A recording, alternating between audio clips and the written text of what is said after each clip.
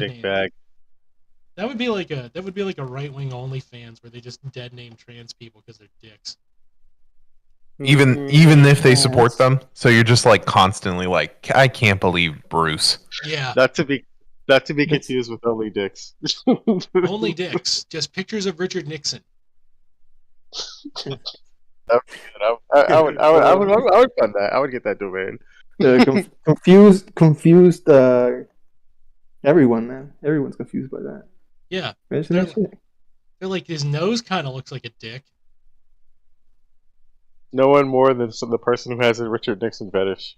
Chin kind of looks like an ass. I Oh, think that's I can get there. Oh, I thought this was a regular site. Yeah. Your parents walk in, you looking at only dick, and they're like, "Oh my god!" And you're like, "That's not what it looks. It's for a school report."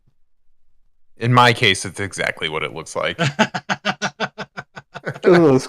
a school report, but it's just you writing your fanfic between Reagan and Nixon. Yeah. That's it. We should just write erotic Reagan Nixon fan fiction. I love that Nixon is the only person that can say I'm not a crook, and when you think of dick, his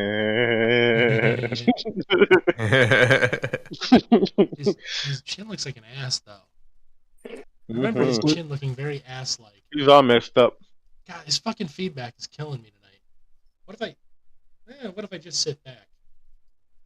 Yeah, we could call it a night. We could see what's happening on Tucker Carlson's show. All right, you guys want to do that? Turn it on. All right. Oh boy. All right, I'm going to the channel changer now. Taking me an awful long time. Click. He's an awful long dude.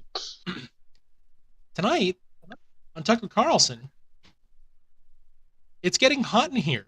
Women are taking off all their clothes. There's some whores in this house. We're writing rap songs about wet ass pussy. And yet Snickers is taking the dick vein out of their candy bar. Think I'm crazy? I'm not. Right now, if you're a prostitute of some kind, if you sell sex to strange truckers and congressional candidates, that's perfectly fine. But we can't have a little bit of dick vein in our candy. It's not woke enough, apparently, for AOC. I know that in all of my fan fiction about AOC, she certainly likes that dick vein. This is the future the liberals want people. Everybody to have wet ass pussies. And yet, no dick veins. It's insanity. They're feminizing America, people. They're feminizing them totally and utterly. Pretty soon, I won't even have a dick vein. Michael Jordan Peterson, when did Alex Jones clone Tucker Carlson? I feel like it was like in '93. It was all just like tied up into a bill. And he's just only gotten him on the air now. Is that like it's been they kept him in reserve in case something broke on the original. They gotta go throw it in the shop real quick. Shit. Hey, guys, settle down. I'm trying to hear this. Hold on, I'm gonna turn the volume back up. All right. Okay. Okay, you ready? I'm gonna turn the volume up. Uh-huh. All right. That's right. Go ahead. All I have to do is make 2 more monthly installments, and I'll have a vagina. That's what the liberals have forced me to do, and they're coming for you and your children. With surgeons from across borders, oceans even, to practice turning your penises into vaginas. They've already told me about all the pills I'll need to take to grow sweet, beautiful breasts, and my implant options. This is what they want, people. As soon as Rush got off the air, feels like America fell apart. Trump couldn't hold it together. Right now, they're sewing his penis into a beautiful vagina with very, very fat labia. Okay, I think we had about enough of this. Hold on. You mean Rush the band? No, I got something to pick with that. Like, man. No, I think he meant said Rush Limbaugh. Oh. Yeah. The man with 4 vaginas on the back of his neck. I thought you was talking about Russian crushing. Was it only 4? No crocodile. And yes, only 4. I swear, it always looked like more. Let me hold on. Let me just punch this into Google. Boop boop boop boop boop boop boop. Rush Limbaugh. Back Hang on. of neck. Limbaugh? I thought you were talking about Russia. Beep boop boop beep boop boop boop boop boop boop. Yeah, right there. 1, 2, 3, 4. 5 rolls, 4 folds. I forget the rolls to folds issues. Mm-hmm. There's always going to be one more roll to folds. Ah, Mm-hmm. Who's the eye roller imagine. like Well, Rush was always a high roller. He was. I sincerely miss Cancer Rush when he started thinning down arbitrarily. that? I that day that he shot that dude. Wait, who did Rush shoot? Not thought that was- not Rush. Cheney. That was Cheney. Sorry, my fault. I confused the two. Oh yeah, They're no, basically the same person. Yeah, old white men all look the same anyways. white Just- people just- do look exactly the Just same. demons. Oh The my soulless- god, it's the Ethan soulless Hawke. husk. Wait, And the more they enter embody whiteness, yeah, man, they become the same person. Is this Palpatine? Hell yeah. I'm Fucking having Palpatine, man. trouble telling them apart. Well, that Bring guy, me Lord you know, Vader. in this picture set, there is somebody who's different. Let's see if you can guess who. I swear to God, this fucking sound problem is gonna fucking kill me. Turn up Let's the see. gain, bro. Let's see, chat. Who looks different in that line of pictures? Who is the one who stands out? Ooh. Ooh. Ooh, I know this answer. Yes. Michael. It's the polo shirt. Yeah, Because there it's isn't an gonna be actual head there. Because there's no non-whites in that picture. He's got a neck. Ooh, yeah. You Punch got right Marty back in his McFly face. over here. The polo shirt on the left has a clearly defined body. Is this Jumanji? Mm, Jumanji. it's Israeli Jews bought me airtime so that I could spew propaganda. Yeah, that's right. I just took a swing on Israel. What the fuck is up? Come on, come for me. I mean, Censor me. they might. Come on, do it. Censor me. I want to be able to scream on Twitter about how the liberals are censoring me just because I said something favorable about Israeli Jews. That they have enough money to buy right-wing airtime. An Israeli I walks know. into a Palestinian bar. I know you're the only one allowed to rail about that, but it feels really gross to be participant among it. You are allowed to rail on it as well. You just can't say the K word. What? No, this is fucking fascinating, man. What is this K-word. shit with the? Aaron. Oh, I know K word. Yeah. Corn. Aaron. Oh, that was Aaron. Damn. That's so close. that shit. Let's not play guess the K slur I'm talking about. How about that? We just can't help ourselves. Well, You put yeah, it there in front of us. I did. Yeah, dangle come it. on. I did dangle it. It's a dirty dangle. Just dang kittens. You know what the funniest line was to me when I was younger? Did you ever see Porky's? Porkies. That sounds familiar. It's a movie about white kids in the 50s. Getting into shenanigans. Like sexually assaulting their classmates and saying racial slurs. Wow. Just Is that wholesome, what it was? just wholesome family values over here, man. Absolutely. Hey, this was a different time back when they were just more stupid about it. Yeah. They were more Less honest. stupid about it? More honest about it. There you go. Yeah. There's a racist kid. He's bullying a Jewish kid, and he's like, somebody needs to go fly a kite. Somebody needs to fly a kite. Aren't you interested in flying a kite? And the Nice. Jewish kid gets pissed off, and he's like, you're not even saying the fucking slur right. Oh, I do remember that. I actually remember that. Yeah. Yeah. It's a very known Dude. line. Yeah. A gnome line? A gnome line, yeah. It's like a line that people know, but it's like smaller, and it's got a pointy hat. Ooh. It may be magic powers, but no one knows. And the Maybe if you magic ask, power is just maybe if you talk to being the really tree, you'll racist. find out. Fucking gnomes being really weird about certain shades of color. For some Well, reason. they Singing show stupid up songs. and there's nothing you could. It's like, oh man, a gnome's here. I didn't know. I thought it was just like a little person. Like, oh man. Sorry, he's a POS. He's a person of stature, my Yes. man.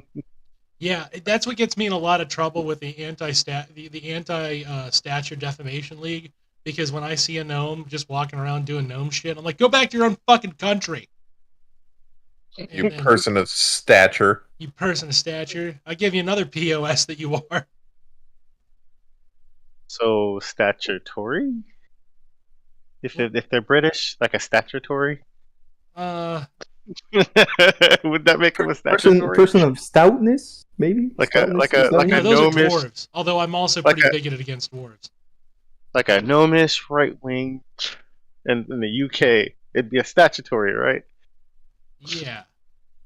I can think of something else that the British are doing that falls into the term statutory, so let's move on from the British. Mm-hmm. Oh, I did it. Look. Oh, hold on. We are at 11 minutes and 50. That would be 53 seconds. Dan made the first reference to that thing. Yeah. We try so hard, we fall so far. I tried so hard and got so far. In the end, I called the British pedophiles. I couldn't help it. Excuse me, it's nonce. Nonce. No. No. Yeah, no, that's the word they use. No, they use the word pedo. Oh, with an A, right? Like pedo. No, they say pedo. Like pita. Peto. Like bread. Kinda. That is unfortunately the British ruling class's nourishment. But they're actually biscuits, but they call them crackers. That's their nickname for it. It's a whole fucked up thing. And you're like, this is biscotti? And like everybody's like, what? Yeah. Just like what? Oh, go ahead. What if the British elite actually feed off the TVs? That's why they need the constant surveillance thing. No, that's the Chinese. The British elite are why vampires don't work in real life. Yes, because they're just there. It's not Twilight. It's that. Damn, that's pretty boring, huh? Hold on. Yeah, I'm gonna a little bit. I'm gonna impersonate Boris Johnson. You ready? I went to a boarding school, but I purposely leave my hair messy to lure unsuspecting victims into my castle, and then I have them go into my dining room where I serve them a red liquid that looks strangely like blood. Huh. And then I tell them I have to show them my recreational facilities in my basement. And that's when they go through the basement door, and I let them go first so they can be excited by the decor, but in reality, it traps them in a pit. And then I strip myself naked and cover myself in a Union Jack and demand that they massage themselves with lotion, or else they'll get the hose again. That's before I dine on them, you see. shit, that's mayonnaise. It is a type of mayonnaise. One could argue it is extracted from a horse. It is egg based in a sense. In a sense, yes, 2 eggs. The Germans would call it an eggy liquid. Das Yes, quite. Das Eierliquid. Liquid.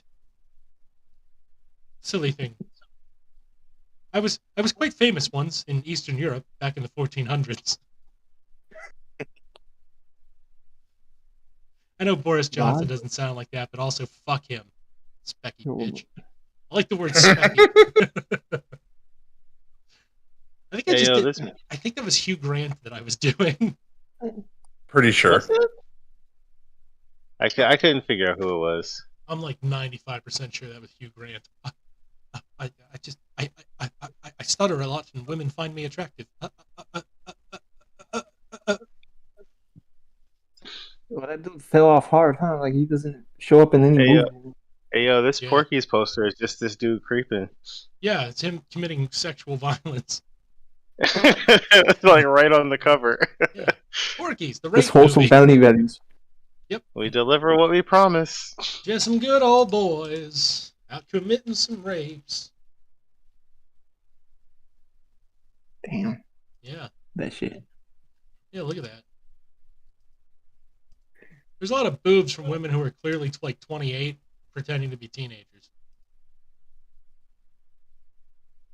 Pretty telling, no? Yeah. It's pretty wild shit. It's a wild film. You should watch it and then be like, what in the fuck was up with America in the 80s? No, I'm occupied right now. I've been binging animes. Last one. Ooh.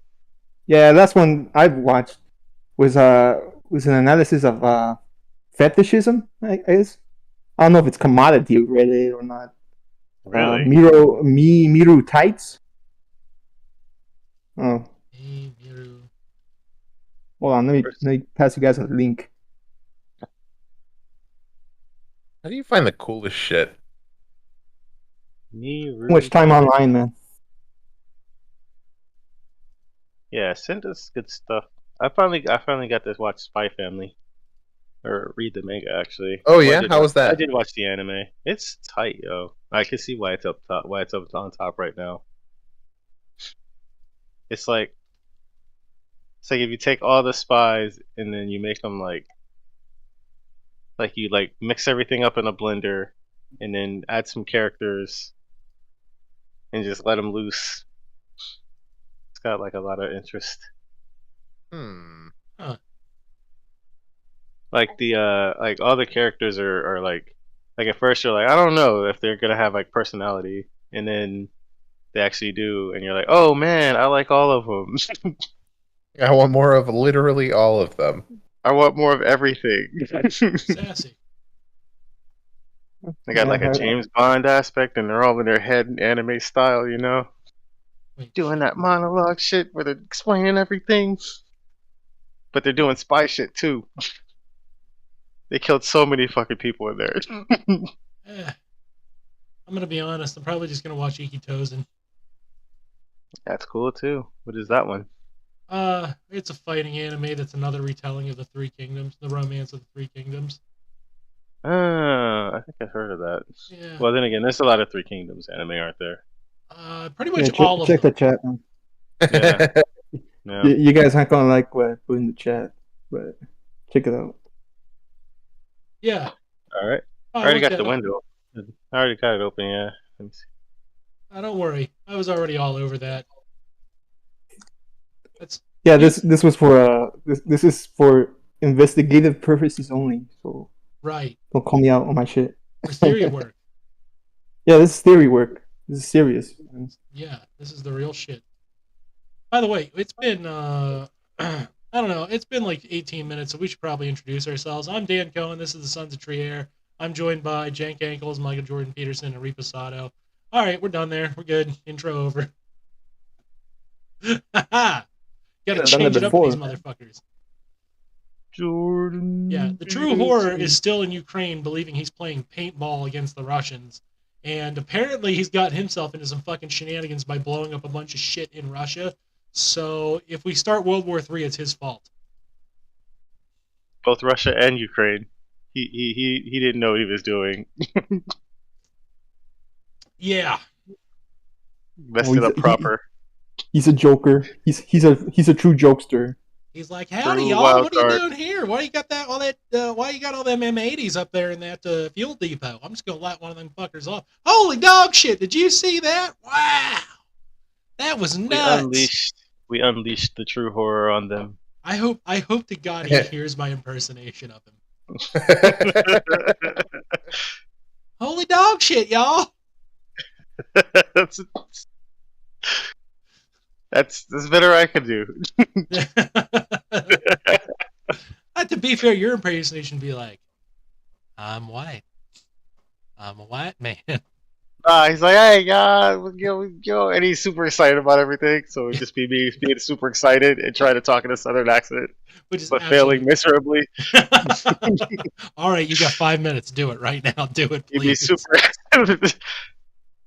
Hey, y'all, Lovecraft's a great day. Oh, I don't know where he's going with it. He's always just going. Holy dog shit! It was like holy watching. Dog shit. Yeah, I don't know. It was watching the zombie pigmen eat a cattle. You're like, what? I was just over there in I don't know what kind of town this is. It's kind of weird, but I was out smoking cigarettes and writing another story about the zombie pigman being a Lovecraftian elder thing and the horrible mutating effects of capitalism. And I happened to see a bunch of M80s over by all these weird tanks with some funny writing on them. And I thought, man, that'd make a really cool story. So I went over, and I decided to light up them M80s. And y'all, I got to tell you, wow, they blew up big. I don't think we can buy M80s like that over here. Not in my state. Mm-mm. Well, of course not in your state. The fucking goddamn government stopping you from buying your overpowered M80s. Whole mountain of M80s. And it just unleashes them one at a time. He was like, "You can't do that. You can't do that." We were putting these these really dense water balloons in these big old potato guns, and we were firing them. They kept saying something about about Spets the Blats or some bullshit, and then shooting them off. And man, they must have put an M80 in that water balloon. I don't think that's safe.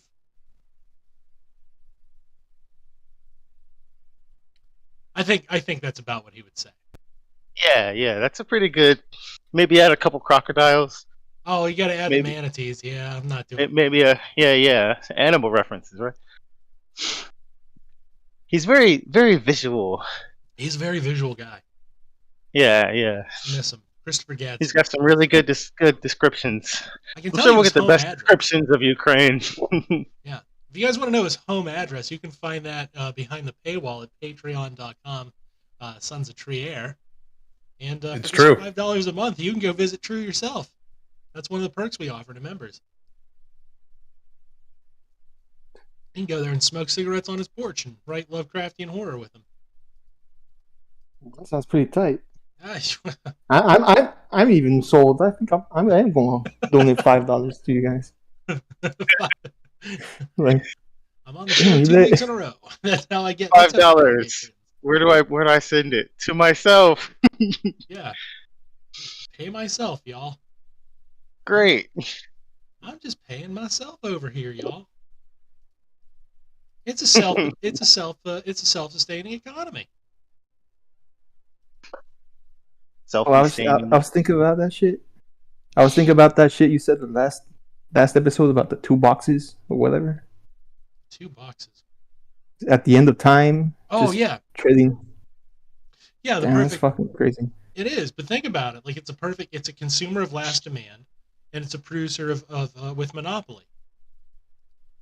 It's a perfect reflection, right? It's the positive and the negative to the yin and yang, just floating through space, transacting until literally the fucking atoms just fall apart. But they're both AIs, so they make optimal fucking decisions. But those decisions always amount to one-way yeses.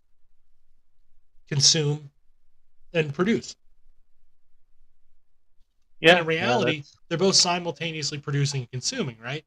One box is producing currency and consuming supply. The other is producing supply and consuming currency.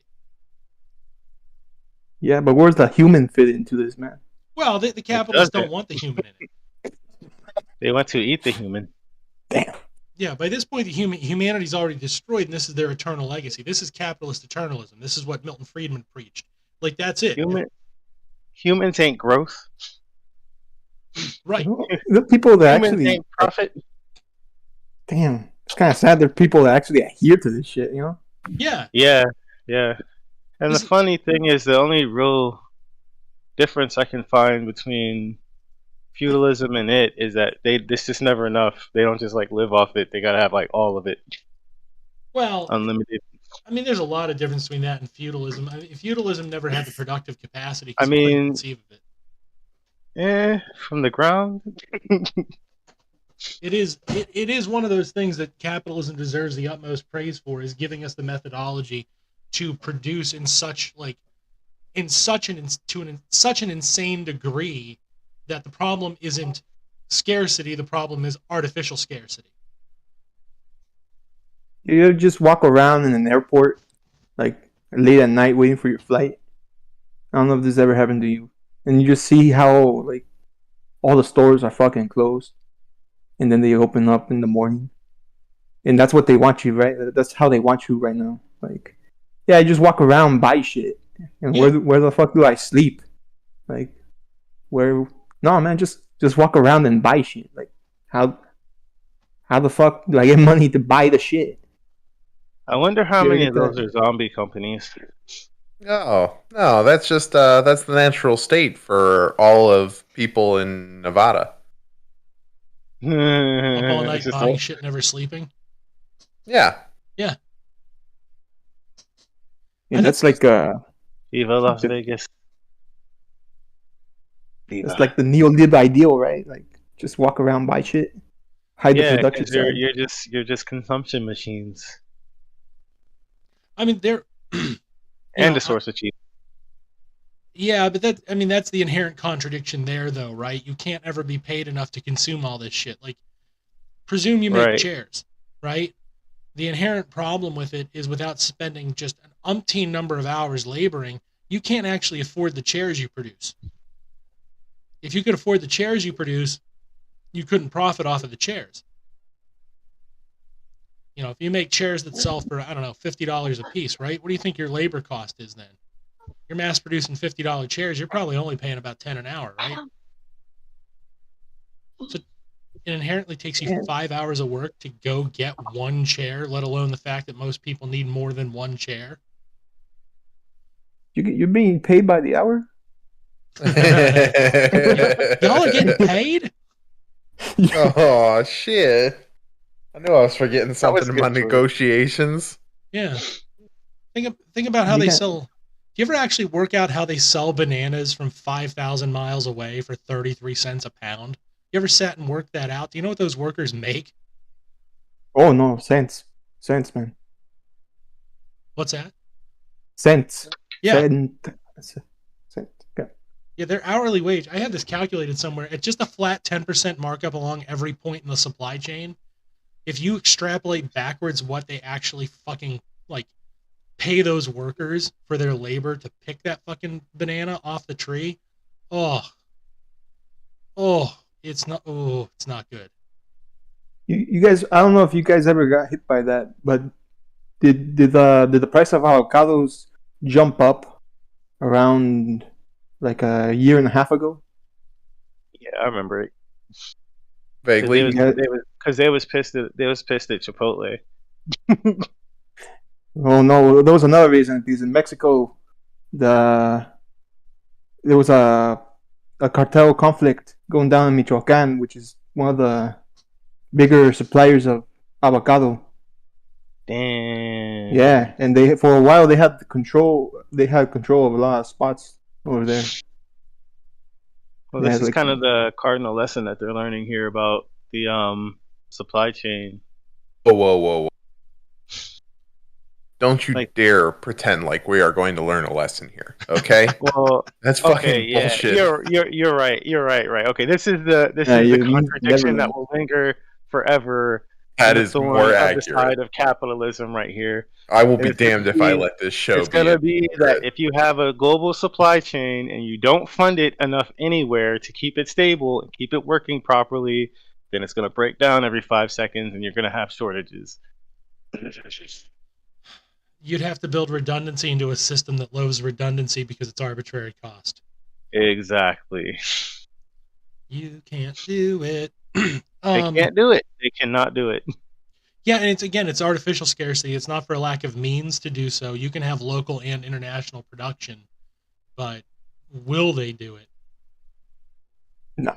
No, because it's additional cost. Once you've got the cheapest price on labor, there's no point in doing it any other way. Fuck your shortage, I got mine. That's what they get. That's what they do. Yeah. Well, that's why the narrative was that workers are lazy, right? That's why they couldn't get all this fucking work done. And in reality, it's well, that's just projection. Right. It's because you won't pay enough. You're cheap. You're cheap, so you push off that everybody else is greedy and lazy. Well, no, it's just that you're cheap. They assume everybody else is because they are. Mm-hmm. It's like you can't see everything they say. I have to just remind myself. No, that's just them talking about themselves and not me. Yeah, it's the reverse card in Uno, just forever. Yeah, it's always a you're tell so on disgusting that you're so disgusting that you try to roll back civil rights. That's what they do. Oh, it's even in the simplest things. I remember a couple of days ago talking shit like always. They said, "Yeah, you never listen to someone that's younger than you, because what." Like what? That's been like a definitional existence of my career for years and years and years. How boomery was he? So boomery. No. Well, think about the relationship between generations and what the tension actually is. Start with how we treat our elderly people. We expect them within the context of their family, which we project onto being a micro kingdom to appease the worker's sensibility, as a unit where there is a clear matriarch and patriarch duo, right? The grandparents or the great-grandparents, generally the grandparents, because the great-grandparents are so old, they're decrepit, they're dying, right? And this is a burden. They've passed on that, from lineage to lineage, they pass on the title of matriarch and patriarch, right? That's the traditional model.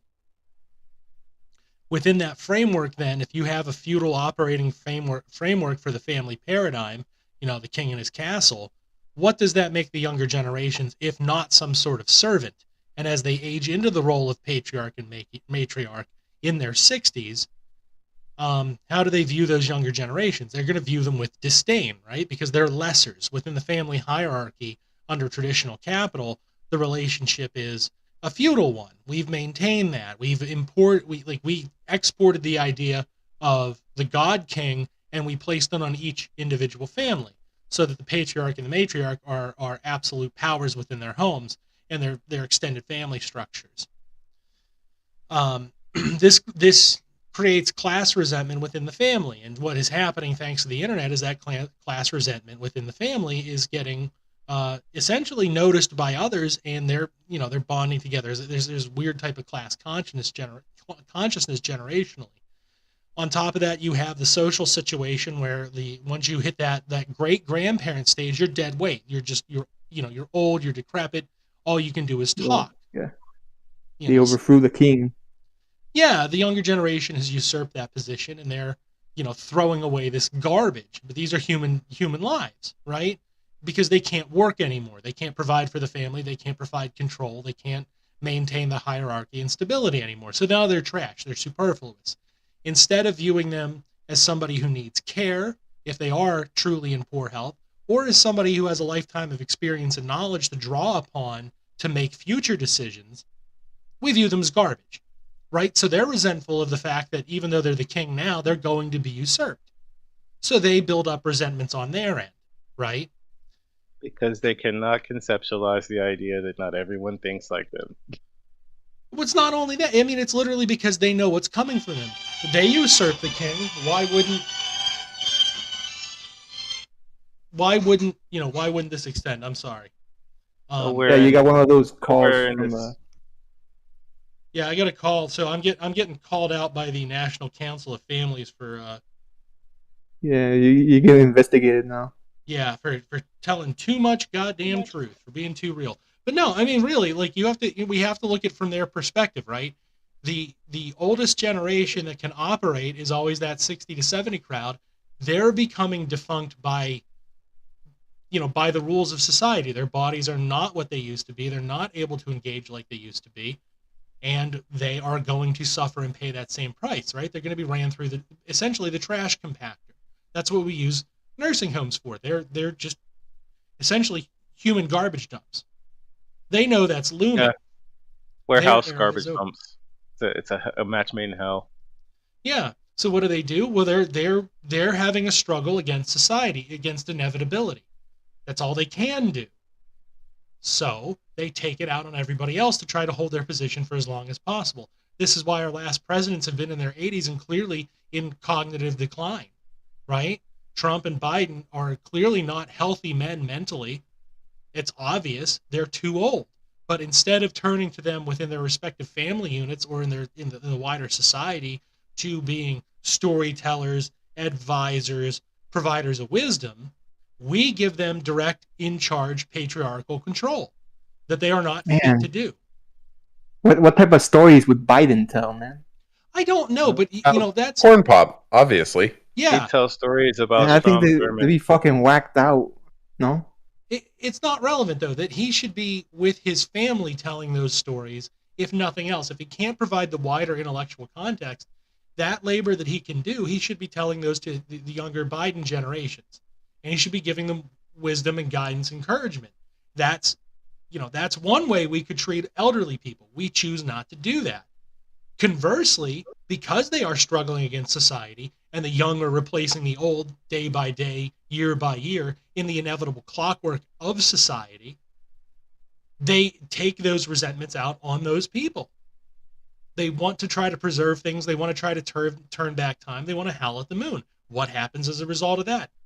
Society hits stagnancy and society hits regression because we don't give them, because really under capitalism, you can't have a meaningful life in any kind of capitalist sense because eventually you die, right? There's no reconciling it. You stop consuming, you stop producing, you just decay. You become a useless, defunct machine. And we know from everything that we do, once a thing has served its purpose, we throw it out. It is trash. People are sensitive to that. They understand. They're not dumb. They're not stupid. They're looking at what we do with trash, and that inevitable fear looms, right? So if you turn to a market ideology, eventually you're garbage, and you need thrown out. You were meaningless once your purpose was served. All of these people are the same way. Look at how we talk about old presidents. Look at how we talk about old celebrities, has-beens, washouts, whatever. Past their political prime or whatever, past their social usefulness. And again, they don't have to fall into a role within their family unit of respect and grace and something of value, and they have no easy means to let the younger generations take charge of the family unit because we still live very much in a patriarchal society where these older figures who are still in their laboring prime and their cognitive prime usurp the generations who fall out of that. And again, in lieu of respect, we treat them with disdain as trash. Consequently, they also rebel against that notion, even though they know they're howling in the dark, and they victimize everybody around them all of the time as much as they can because they're mad and they're resentful. Now, that's not the correct response to have, obviously, but it is the response that they have because they're trying to fight back against inevitability. In lieu of just changing the parameters of society and putting the younger generations, your 30 to 50-year-olds in charge of society perpetually and letting people age into those leadership roles in their own family units that rear children and making them, making that existence point, that middle existence point, the crux of it. How do we enable their economic success so that they can have a viable future and so that they can establish something for the younger generation that will come up and replace them to keep society moving forward at a brisk but doable pace? No, we resist that at every turn. Fuck, we even do it with our social programs, right? Social Security can't come soon enough, and yet they keep trying to push it back by 2 years at a clip. Fucking Rahm Emanuel's brother is out there right now promoting the idea that at 75, your best bet is to take a shotgun and put it in your mouth. I've heard those type of. And he's only right if you're anywhere near Rahm Emanuel. Yeah, well, if you're near the Emanuel family, sure, that's why you should put a shotgun in your mouth, but that's irrespective of age. Right. I've heard those type of takes, man. Like the retirement. Oh yeah, I'm retiring. Yeah, like at 55. I'm going to the woods, and that's the last time you'll see me. Type of shit. Mm-hmm. Real depressive. Man, you It guys is. need some sort of it starts with an R and ends with a shin. Or a Sion, depending on what language you're in. Yeah. No, well, we do need a social revolution in terms of the family unit. That was Irami Ose Frimpong, right? The funky academic. He proposes that. He's right. That's what you need to do. We need to retool society around that younger generation being the focal point of leadership, and older folks. What I quote with the lifetime of stories stuff. That's Rick Roderick. This is stuff that's known to people for decades now. None of our problems are new. It seemed like I get where you're going from, because like in Mexico we treat our my grandmother's still alive. We treat her with a lot of respect. Yeah. And she does the housework. She maintains things in order in her house. We provide for her, and she provides back. It's like care. You can't Care. run That's that the into word. the ground. Is she still the matriarch in the family? Does she still hold that power? Yeah. Yeah. And it's honestly the same worldwide. All the difficult, important theorizing has been done. It's just a matter of doing it.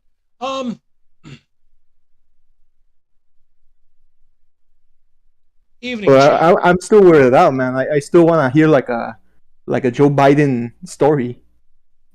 Oh, YouTube them. They're hilarious. I mean, the man should be telling his life experience as some kind of a joke. It would be phenomenal entertainment. And that would be a good thing for society. That sounds terrible, right? But him telling the corn pop story is one of the funniest goddamn things ever. The sheer absurdity of existence in the 70s. That's something we can't actually fathom. We can only get a Hollywood glamorized version. That guy was a child in the 70s, and that's how he acted. It is gloriously hilarious. Sorry. There's nothing to apologize for. No, I burped a little bit. Oh, you're good. Nothing to apologize for. Right. You learn how the flow goes around here. You never had a full 4-course meal on here? You look at the conservative response to the young, right? It's essentially butcher them, throw them off to the grinder, artificially age them, let them damage their bodies. Some of them will become leaders, and some of them will die. Some of them will just die. Throw them into the machine, boys. Yep. Fresh meat. Let the grinder sort them out. Damn. Yeah. Look at the youth response to that. Essentially, just every attack in the book that you can launch without actually doing anything revolutionary. And it's because, and this is true worldwide, frankly, we still operate on family structures that are very, very archaic. The very foundation of society is in my opinion, is not the individual. It is that collective unit known as the family, because that's the unit that does in the now and prepares for the future. Especially the white family.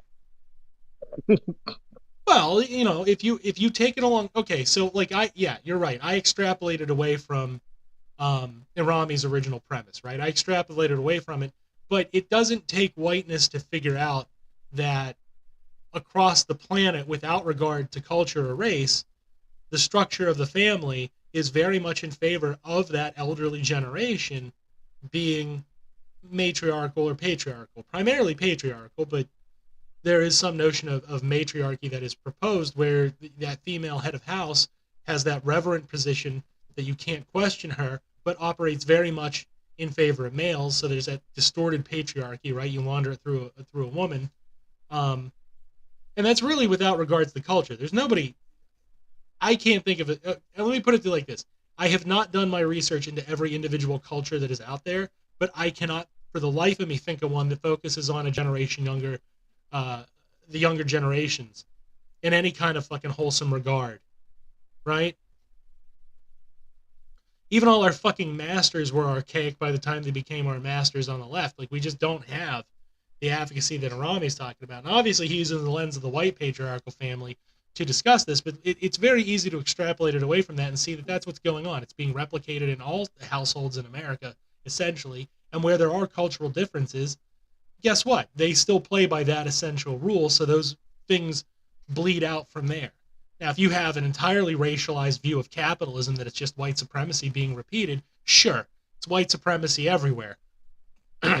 You know. However, I personally think it runs deeper than that, and that white supremacy gets plastered onto that brutally effectively. If you're a 1619 boy, then yeah, not hard to racialize it as white supremacy, but the 1619 Project, as pointed out by the This is Revolution podcast and live streams, they kind of ignore the fact that the original plan for the colonies was white slave labor, because the goal was unwaged labor.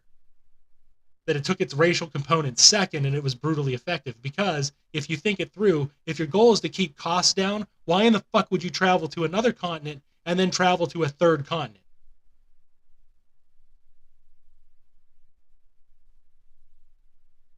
Interesting. Yeah. Something to mull over. I heard this shit. I think I read it somewhere. That Abraham Lincoln didn't want to free the slaves necessarily. No, he did not. That's fucking crazy. That was an option. Oh yeah, you didn't. That's new to you. Oh yeah, it's quite a mess. He was saying something like,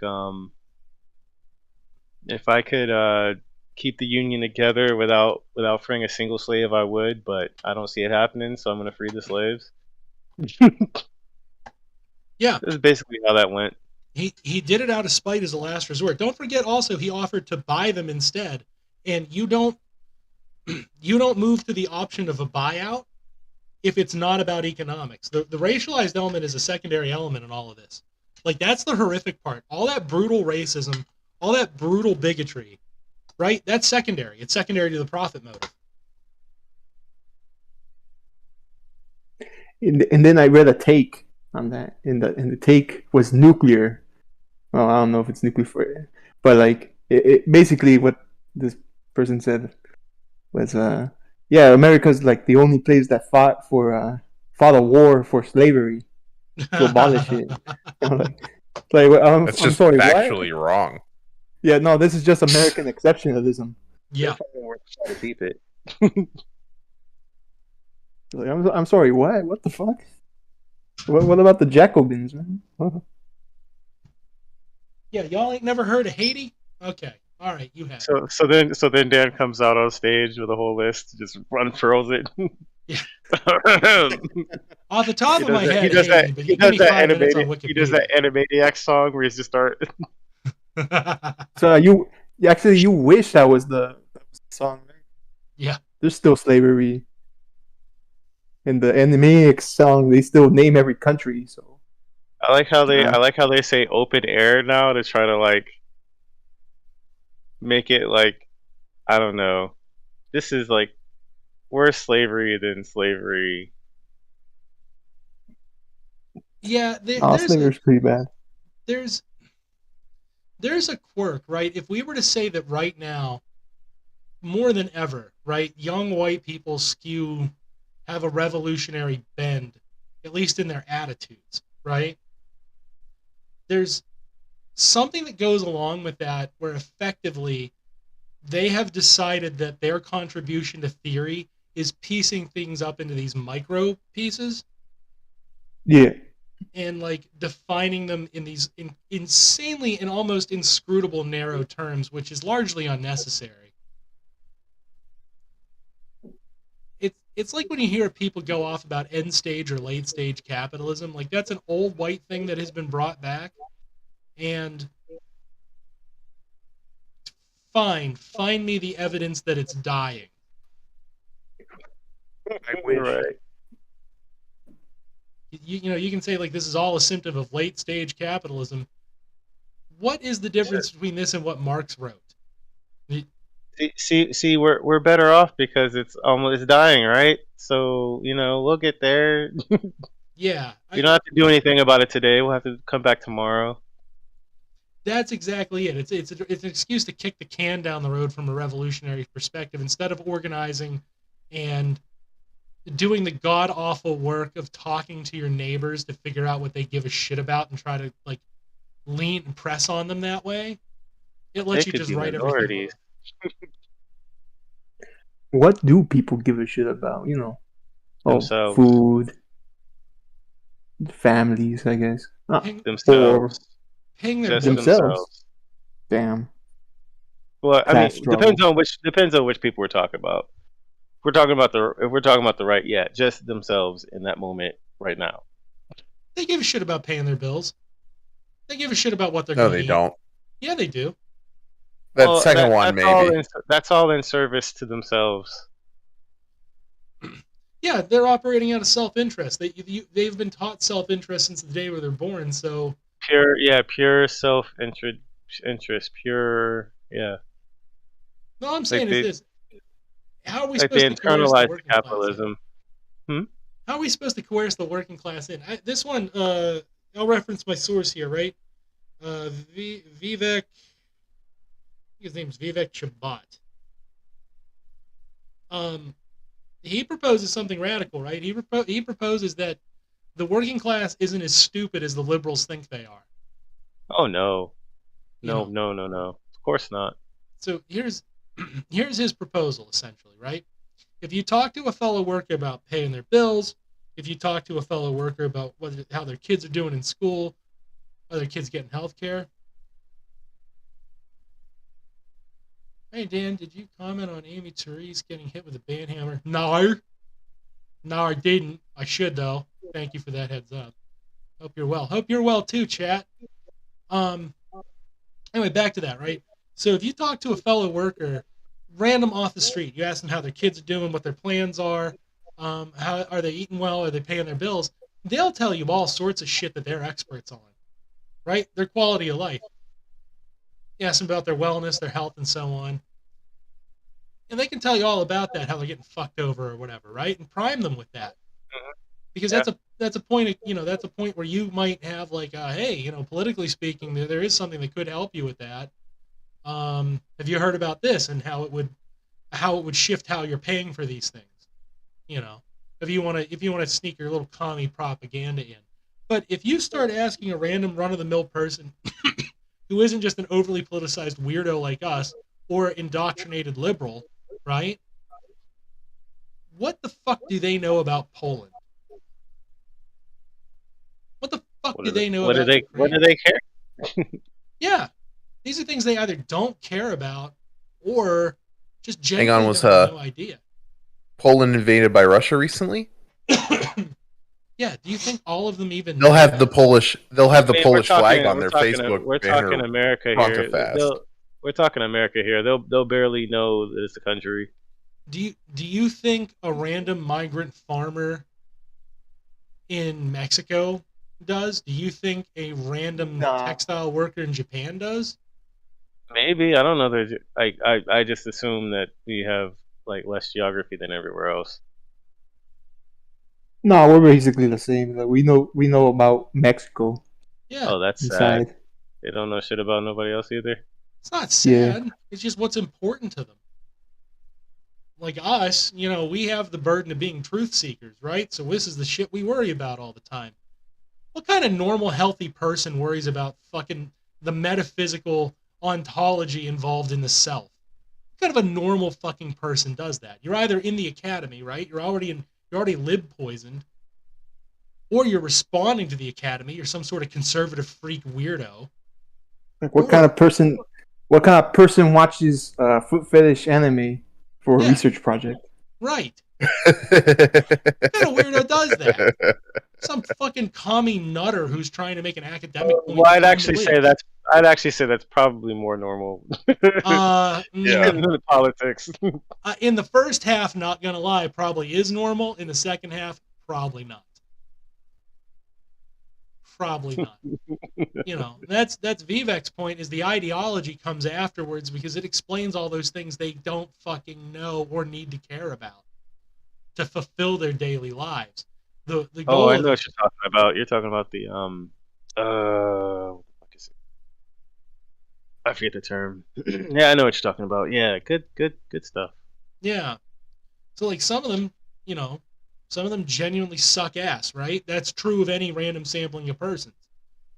One could contend that politically active and ideologically affirmed political actors, i.e., liberals and conservatives, and let's face it, us socialists too, probably suck ass disproportionately.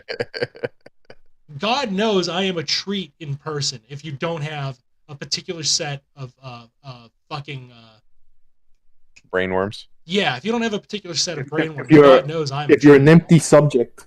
Yeah. Let's say, if you're basically a blank slate, you're cool to Dan. Anything else? No. You haven't had the joy of being around me in person and seeing the erratic behavior fucking spring on, where you're just making the dumb little songs and then suddenly you're like, oh, gee, and what the definition of the monad really is and how does it interact with the world? And then right back into stupid fucking songs. You've never had that pleasure in real life. Of just having a 10-minute argument about the magic card Wooly Thoktar. Oh. Yeah. Yeah. But listen, it's got 5 power for 3 mana. It's so good. It pitches the solitude.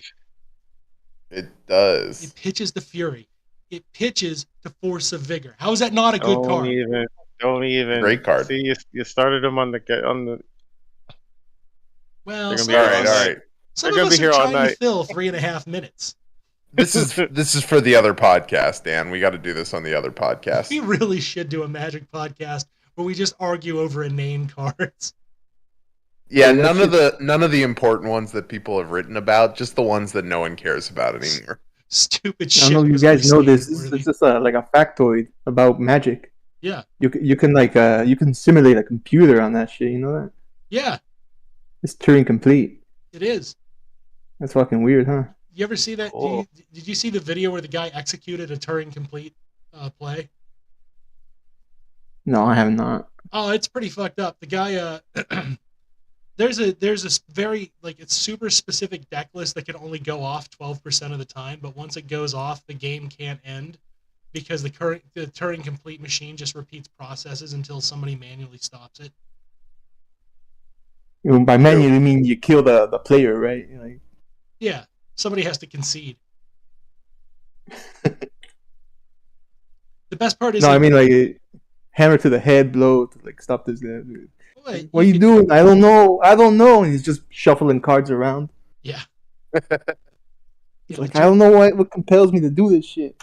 It involves locking your opponent out of being able to take any game action possible. And it involves what else does it involve? It involves Wheel of Sun and Moon to return every card in your library back to your deck so that the machine processes will eventually return to the card that you would draw, but then you're forced to cast it, and then it creates a specific type of token, and then the token can't do anything because there's no ability to attack. And then your turn just ends, and then the next player's turn is just entirely skipped because they can't take any actions. They don't get an untap step. They don't get an upkeep. They don't get a draw step. They can't initiate combat, and they can't cast any spells. They can't activate any abilities. So, every permanent they have is rendered meaningless. They essentially just draw a card and die. But then, if you enchant them with a Wheel and Sun and Moon, they don't actually die. And then the world's over. Well, no, then the game becomes Turing complete. Because then you can code each individual token with some sort of piece of information so that the process of the gameplay could mean something on a computer, making it Turing complete. Ta-da. Yeah, I did know that, actually. That's kind of tight. You should have told me you knew something about computers before I started saying my shit. No, it's better coming from you because you know far more about them. All I know, essentially, is that they're wells of human labor that can replicate human labor such that each transaction makes everything before it worth less because of how many times it can do it. So the idea of this rentier fucking economy we're in is unsustaining by its very nature, because as value falls, profit increases dramatically. Each transaction you make, even if it's at a fixed price, actually is more profitable than last, precisely because you did it again, because the labor value went down, not up.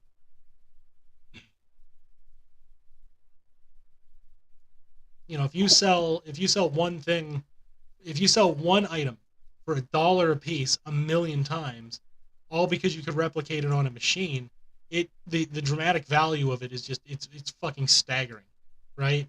It's fucking staggering.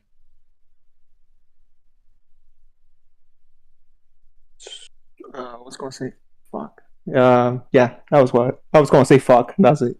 Yeah. Words escape me. Damn. Words are Damn, hard. Ben Shapiro. Oh, especially whenever you gotta talk to like experienced college students that are just gonna beat up on me. Yeah, those mean college kids. He did get himself worked by a Warrenite. Elizabeth Ward's aide. That is hilarious. Oh man, imagine getting worked over by a Warren campaign staffer. Jesus Christ. It's not like Ben Shapiro claims to be an expert debater on more than 15 social media platforms. He's a master debater. Oh yeah. No, he's not. That might be wet. He can't even do that. He's a fucking Harvard graduate who can't fucking define his terms. If you want to see the meritocracy just absolutely prove beyond a shadow of a doubt that the meritocracy liberals conceive of is pure bullshit, I present to thee Ben fucking Shapiro, the Harvard graduate who cannot in any way define a fucking term sensically between one sentence and the next.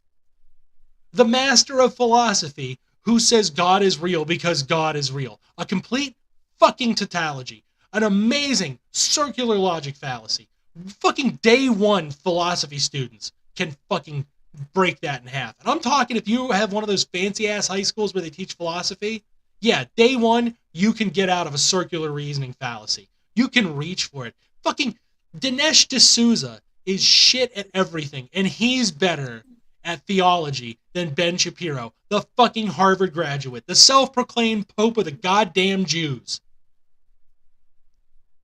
Fucking out of curiosity, are there any special rules you have for the Pope of the Jews? That circumcision goes deep, my friend.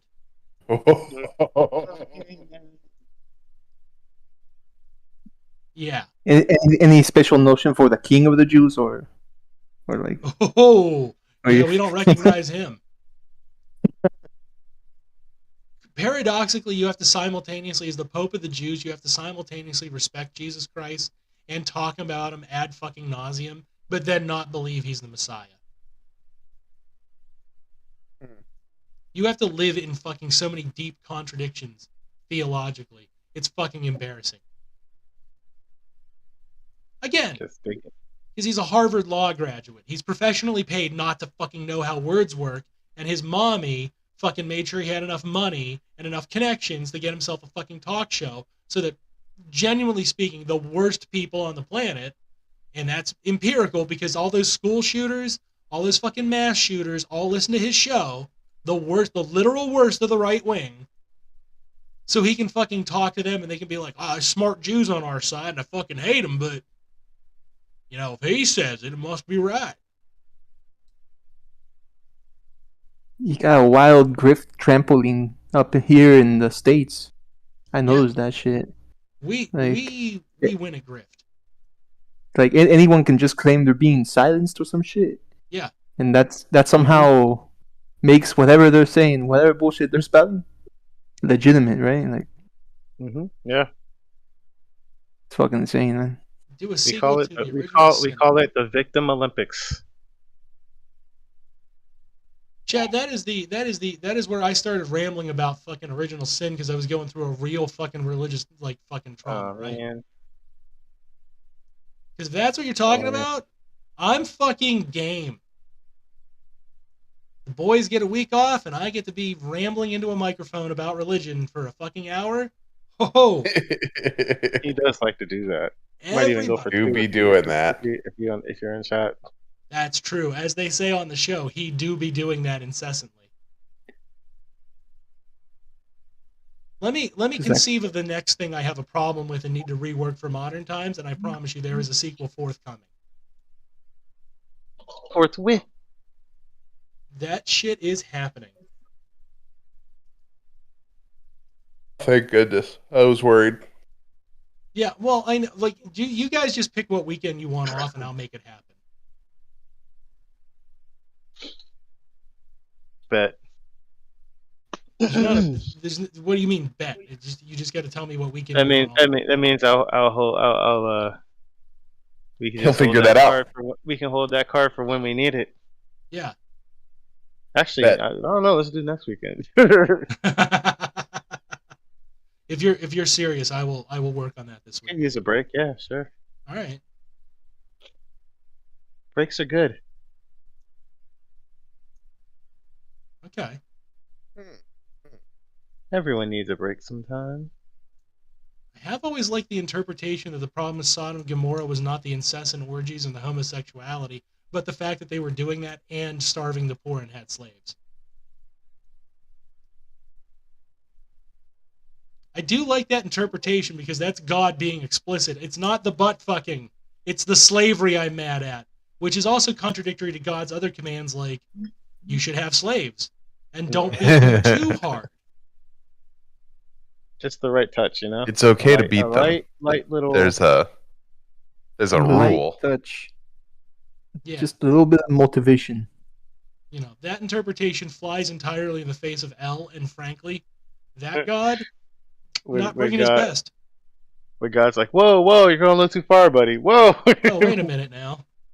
Wait. I'm all for the torture, but that's a little. I'm all for torture. I told a man to kill his only son. Mm-hmm. I made him get pretty goddamn close to doing it too, so I love me some psychological torture. What's that one story? But this might be a little much.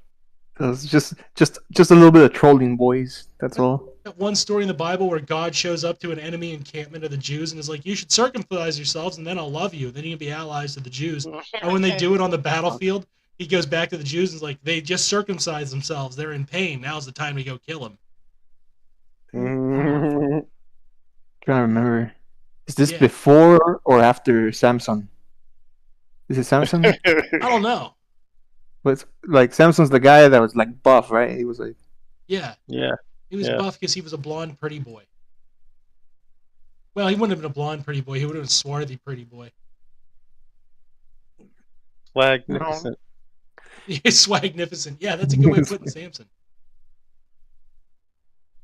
Just dicks out for Samson. Dicks out for Samson. I want to read that. Like a pre-celebrity. Yeah. Yeah, like the Arnold Schwarzenegger of what was he? No, you're. But just no. I forgot the tribe. He was there was like a bunch of tribes too. Damn, it's been a while since I read the Bible. Yeah, maybe I should read that again. Yeah. It's been over a decade here, friend. Don't worry. I've just, there's certain stories that stick out to you, like the rebellion, the fall, the Genesis myth. It's like the Sylvester Stallone of the what was the tribe? Damn, the Philistines. No, those the bad guys. Wait. I think, yeah. That's why we use the Philistines as the pejorative. They were dicks in some way. Damn, now I'm going to be back on that Bible shit. Yeah, I got to get back into mythology. Yeah, I got to dig. Yeah, I don't know, man. If I dig deeper, I'm gonna become one of my friends. Not like a diss on them, because like I become Catholic again.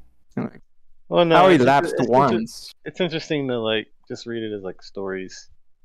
Well, hold on. What kind of Catholic are you becoming? Like In an American history. Psycho Catholic or like a cool Nah, Mexican just revolutionary yeah, Catholic? just Mexican revolutionary Catholic. Okay, 'cause I'm 110% Yeah, behind that move. yeah. Are Those you those saying weirdos. Bibles are a gateway drug? Yeah, Yeah, Yeah, that sounds right. and they have contextually. they have a certain force to them. Yeah. I did not know that. Hey, look at I John just Brown. And he was a Protestant. There was no reason for him to act like that. It does yeah. crazy shit to your brain. Yeah, just one verse, man, from Ecclesiastes. Yeah. What is? It's Yeah, they over, got some man. fucked up. What is the most fucked up verse in the Bible? I got some fucked up ones, but Okay, just let's throw some at me. oh, this kind of unrelated, but you know about the company Cummins? You know the engines and that shit. Hmm. Yeah. So recently they have a new product out. It's called the Onan. So Okay. if you know about the Bible, you know that Onan was the guy who jerked off, right, Yeah. and threw his By seed, and that's Cummings? why. Yeah. So Cummins Onan. And I'm thinking like, They I'm gotta thinking be like, doing this on damn, purpose. There's no way. yeah, There's no like way. They trolling. 150 years of legacy making engines and shit. That's like, yeah, this is my great grandfather's like last wish. Release the Onan, the Cummins They Onan. trolling, man. They trolling, bro. They Uh, know what they're doing. I don't know. This one's pretty fucked up. Do not allow a sorceress to live. That's Ooh. Ezekiel 22:18. Yeah, that's a pretty fucked up one. Yeah. Uh, It witch hunts out the gate. 1 Peter 2:18. Slaves, submit to your masters with all respect, not only to the good and gentle, but also to the cruel. See, this is why I, as a black person, Yeah. cannot do it. Like skirt, what? Ezekiel 28:18 through Ezekiel 23:21. When she carried on her prostitution, openly exposed her naked body, I turned away from her in disgust, just as I had turned away from her sister. Yet she became more and more promiscuous as she recalled the days of her youth, when she was a prostitute in Egypt. There she Oh, that lusted after her lovers, whose genitals were like those of donkeys, and whose emission was that of like that of horses.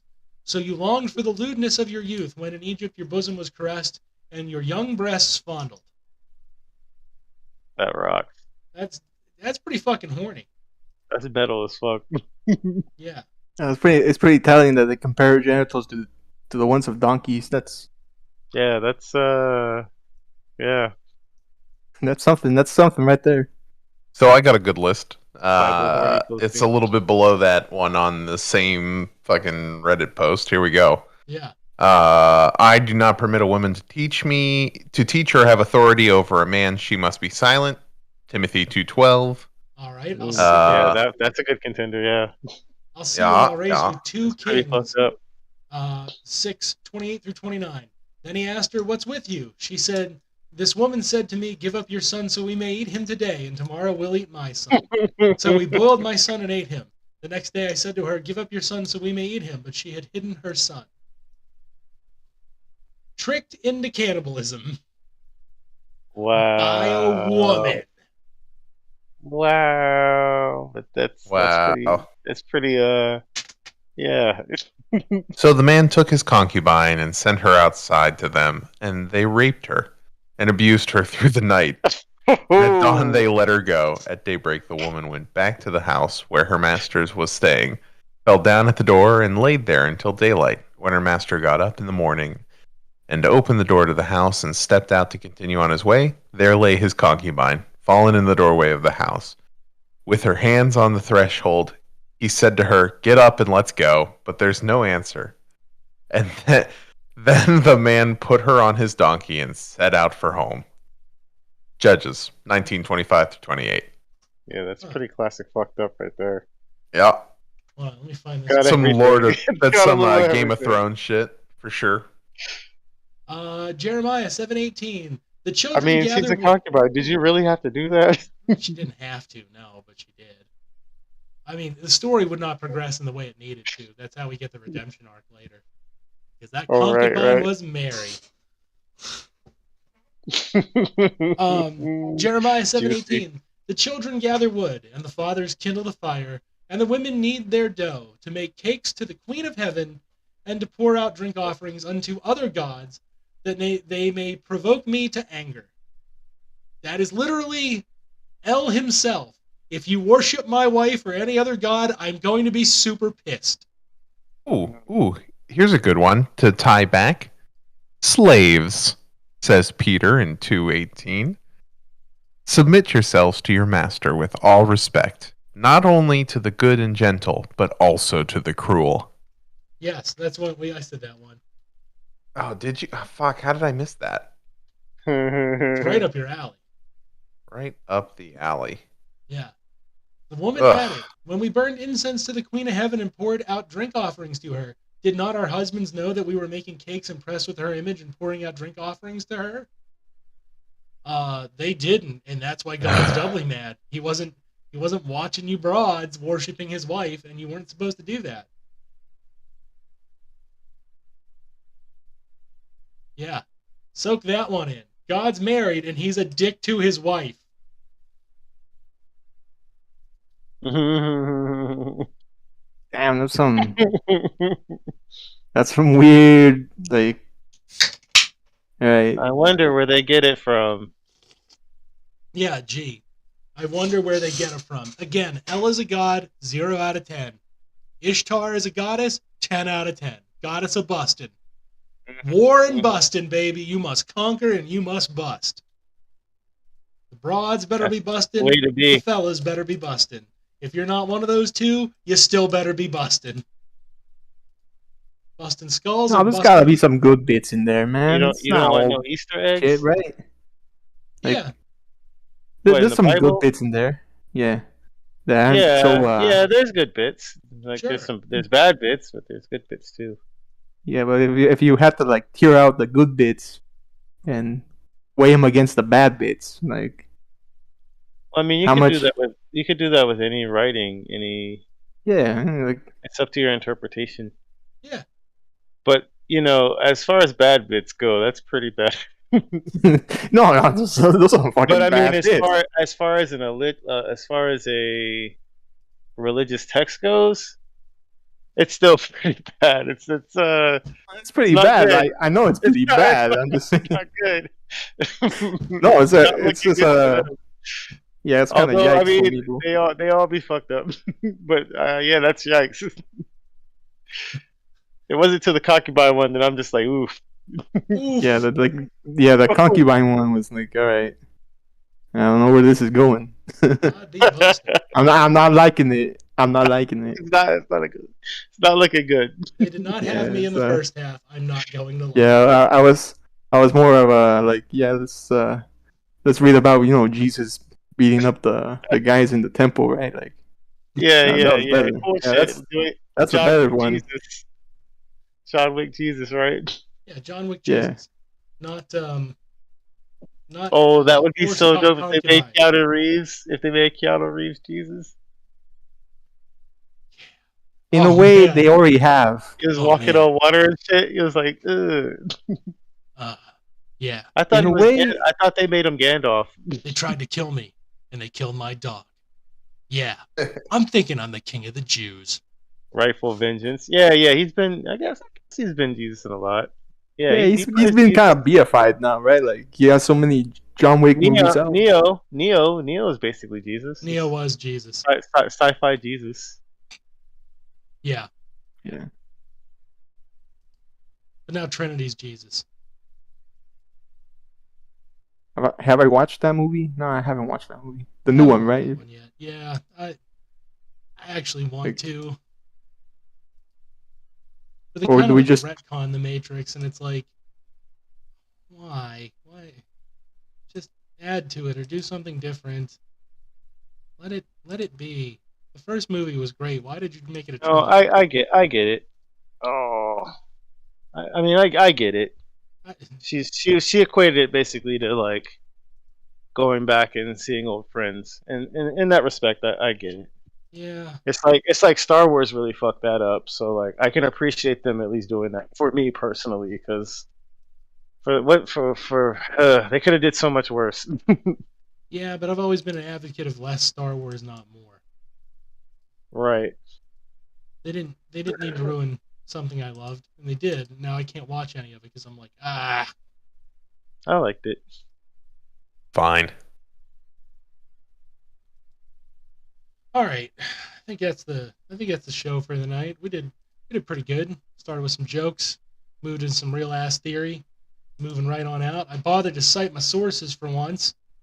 Yeah, you got some heavy on that theory. Yeah, no. Most of the times, I feel like you pull them from a dream, and I don't know, man. The fugue state. Yeah. That's just a fugue state. Dan going off. Dan It's just like a going premonition from the future. Like what? The ghost of Karl Marx is taking on me now. Everyone listen. Hauntology, baby. No, it's the ghost of Hegel through the ghost of Marx through Dan Cohen. Yeah, through the ghost of Zizek. I'm not wishing my man dies, but let's be real. I know Zizek isn't dead, and I don't wish that upon him, but at the same time, look, my man's slowing down. He ain't fighting so hard no more. That ain't fucking... Yeah, I didn't know he was making stuff since like '89. Yeah. Well, it's hard being 3 raccoons in a trench coat doing political theory. How did the Soviets let him get past the censors? Well, you gain access to astral projection if you read enough theory, I think. He just talks his way out. That's what happens. That's true. And you know, I agree with you. I absolutely am 3 raccoons in a trench coat. Those are my material conditions. And yet, I don't know where I'm going with that. Neither does Sly. He probably tie it into some Lacanian psychoanalysis rule. Do Zizek at a border checkpoint without the right papers. Oh, he would get through. Just sweet talking the guard. Not even hey, where's your papers? The first thing Zizek would do is call the guy a racial slur. Like, let's be real. My man starts by swinging with the slurs and then goes, "You're all right, kid." Like, does Zizek? You're one of the good ones, then? It depends. If it works. Yeah, if it works. Did you ever hear his Native American story? I'll end with this. You ever hear his Native American story? Yes. No. Okay. Yeah, let's go. All right. So, according to Zizek, which I'm gonna choose to believe it, but if it's fake, it's a nice allegory, right? He goes on to a Native American reservation, and he's talking with a liberal, and he's talking with somebody who resides on the reservation. And he says, he says the word Indian, right? And the liberal starts scolding him, "You're being racist. They're Native Americans. That's how they prefer to be called." And the Native American man says, "That's bullshit. I don't actually prefer to be called that. I prefer to be called Indian because it's a reminder of white man's stupidity. Because you fucking dumbos thought you were in India. So it's funny to me to refer to myself as Indian." And then they laughed about it, and now they're best buds for life. Which, it's Zizek. That actually could have happened. Who the fuck knows?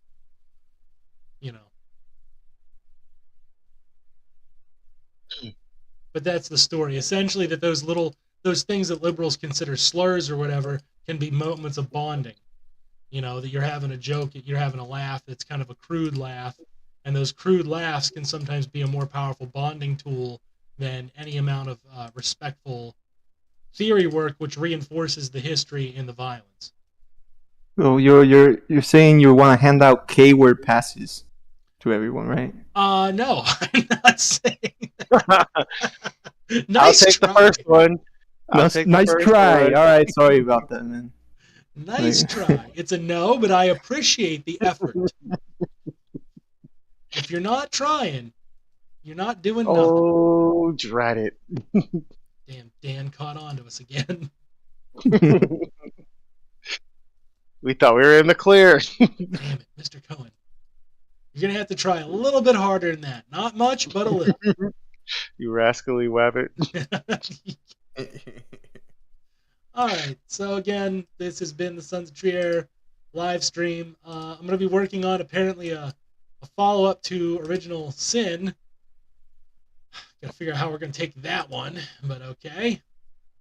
God bless you. I do enjoy it. I do enjoy it. Yeah, you know, and I'll tell you what I always tell you: don't die. Do it. Good luck, America. Good luck. You guys want to Right. say anything to close it out? Yeah, don't die is a good way to close it out. That's what my mom always told me: don't die. I love you. Don't die. Fucking land on. Jews are weird. I'll tell you what. This really is the end of the show. Next week, I'll tell you my story, my adventures in 23andMe. Mm. I'll surprise all of you. What is that, like a dating site? 23andMe it's like Ancestry.com. It's one of those genetic sites. Oh. Let me So, tell so a you. dating website, right? Yeah. Also a dating site. If you're from the right part of Pennsylvania or West Virginia, it sure is. All right. Again, I'm Dan Cohen. I was joined by Michael Jordan Peterson, Jank Engels, and Ripasato. And good night. Don't die. We love you. Like I said, look forward to next week. I'm going to tell you the insane story my mother is now. The saga of me and my mom, 23andMe.